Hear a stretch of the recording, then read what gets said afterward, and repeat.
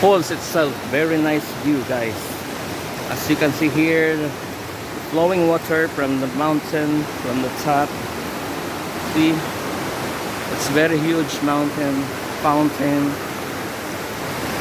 Right now it's raining, so we'll not stay longer here because we'll go back to the barangay.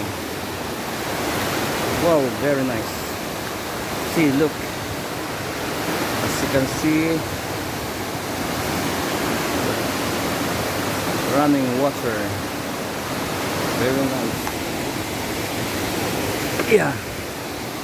All right, so that's on the mountain top.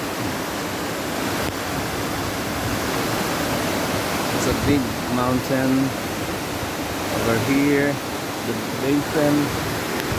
So here we go.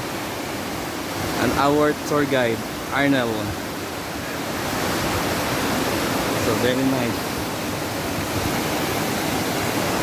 You can see on the top, flowing water. Alright, here we go.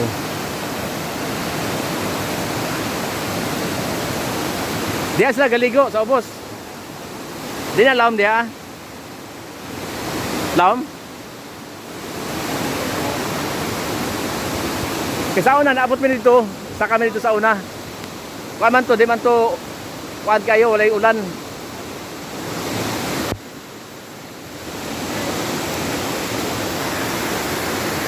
So still they are coming.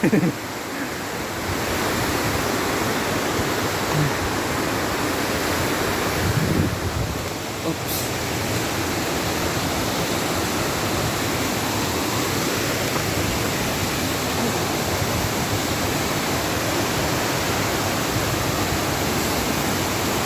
Very cold breeze. See, you can see the mountain and the water. Here we go. There's some waters there. And on the top, very amazing creation. So this is Hamogaway Falls, guys. So if you want, you can visit anytime here. So very nice location. You can see a lot of water during rainy season.